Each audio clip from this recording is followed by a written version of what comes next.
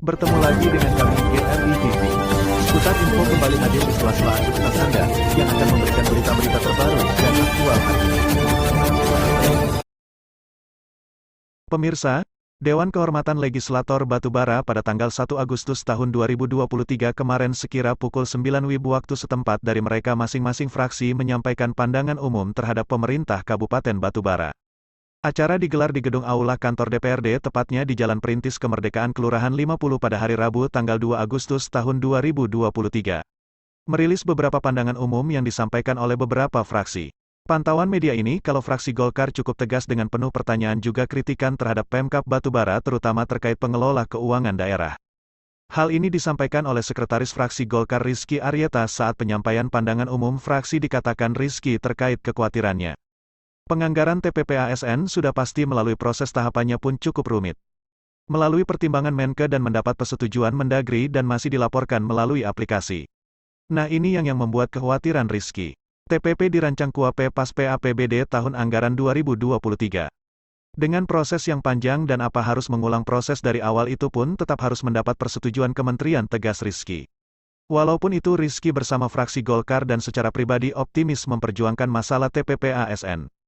Karena menurutnya ini adalah hak ASN TPP bisa dikatakan bentuk penghargaan Pemkab kepada ASN yang bekerja dan mengabdi kepada kepala daerah. Politisi Golkar ini pun membeberkan persoalan TPP ASN cukup sentimental bagi dirinya. Pasalnya ia merasa dibesarkan oleh seorang ASN.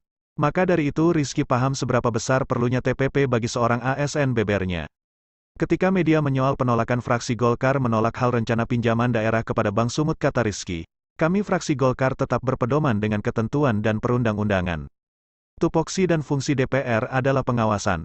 Rizky mengomentari ketika pertanyaan media rencana pinjaman daerah tidak pernah disampaikan dalam APBD tahun anggaran 2023. Baik itu dalam nota penyampaian KUAP PAS begitu juga pada Ranperda APBD. Bersama meninjau aturan sesuai PP nomor 56 tahun 2008 dan PP nomor 12 tahun 2019. Permendagri nomor 77 tahun 2020 dan Peraturan Kemenkeu nomor 45 PMK nomor 2 tahun 2006. Dijelaskan salah satu prinsip dasar pinjaman daerah seluruh penerimaan dan pengeluaran dicantumkan dalam APBD bukan dalam PAPBD. Tentu harus ada aturannya bukan semena-mena ungkap Rizky. Pinjaman itu harus ada jenisnya mau jangka panjang atau jangka pendek.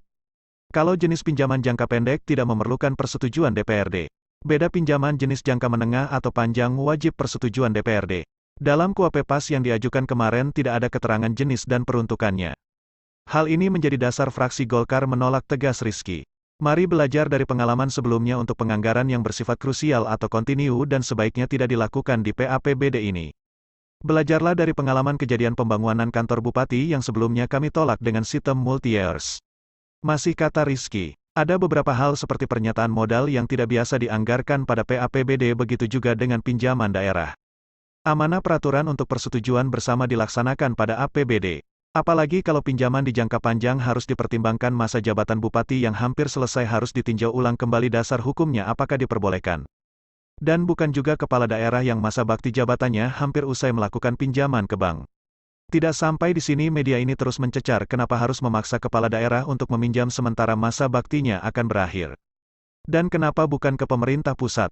Senyum serapa sang legislator yang dikenal Sri Kandi ini. Saya melalui dari mana jawabnya? Atau menurut aturan yang saya jawab kata Rizky. Bahasa PP nomor 56 tahun 2018 pasal 15 ayat 1.c dijelaskan pinjaman daerah tidak mempunyai tunggakan. Pengembalian pinjaman dari pemerintah pusat jawab singkatnya. Dari semuanya Rizky ajak untuk cermati pandangan umum fraksi Golkar. Penyampaian pandangan umum kemarin sudah sangat jelas ada kewajiban Pemkab Batubara untuk pengembalian pinjaman dana dari pemerintah pusat. Untuk itu Pemkab tidak bisa lagi mengajukan pinjaman ke pemerintah pusat tutup Rizky.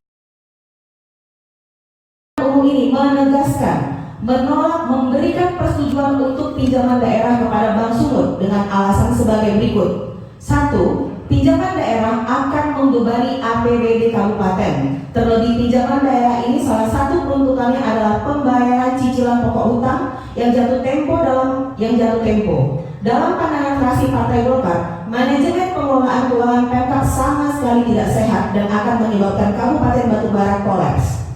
2. Pemerintah Kabupaten Batubara dalam hal ini Bupati dan OPD yang membidangi tidak menjalankan prosedur pinjaman daerah sebagaimana yang diatur oleh undang-undang, yaitu Peraturan Pemerintah Nomor 56 Tahun 2018, Peraturan Pemerintah Nomor 12 Tahun 2019, Peraturan Menteri Dalam Negeri Nomor 77 Tahun 2020, dan Peraturan Menteri Keuangan Nomor 45/PMK.02/2006.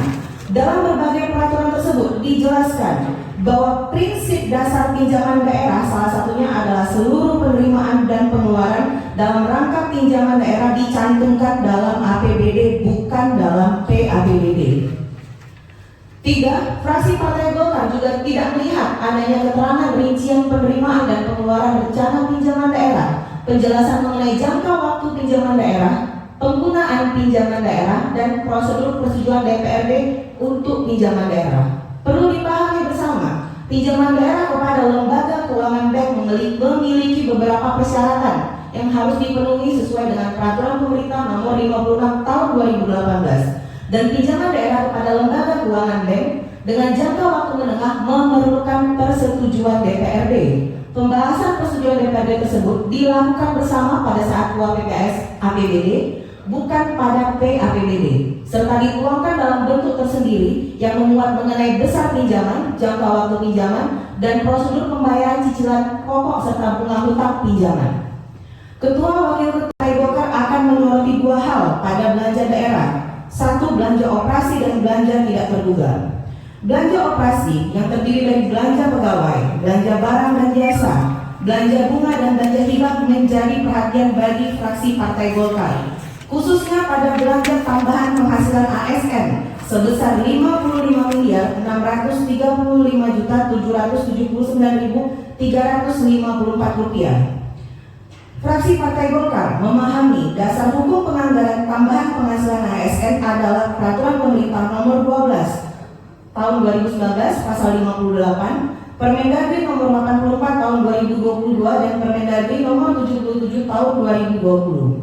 Fraksi Partai Golkar meninjau mekanisme penganggaran tambahan penghasilan tersebut diatur melalui Kepmendagri Nomor 900/4700 Tahun 2020 dan selanjutnya dituangkan dalam Peraturan Bupati yang menjadi pedoman dalam menganggarkan belanja tambahan penghasilan ASN selama 14 bulan pada tahun anggaran 2023. Namun setelah menelaah rancangan KUA PPAS APBD tahun anggaran 2023, fraksi Partai Golkar memahami bahwa penganggaran tidak dilakukan untuk 14 bulan pada APBD tahun anggaran 2023, sehingga penganggaran belanja tambahan penghasilan ASN kembali direncanakan pada KUA PPAS APBD tahun anggaran 2023. Hal ini menimbulkan kekhawatiran tersendiri bagi fraksi Partai Golkar, mengingat mekanisme penganggaran TPP ASN wajib mendapat persetujuan dari Kementerian Dalam Negeri setelah mendapat pertimbangan dari Kementerian Keuangan, dan surat edaran Menteri Dalam Negeri nomor 900/4834 SD tentang penyampaian validasi perhitungan TPP ASN yang mengharuskan perhitungan anggaran dilakukan untuk 14 bulan dan disampaikan melalui aplikasi. Kekhawatiran fraksi Partai Golkar adalah apakah penganggaran belanja tambahan penghasilan ASN yang dilakukan pada KUA PPAS APBD tahun anggaran 2023 tidak menyalahi aturan perundang-undangan.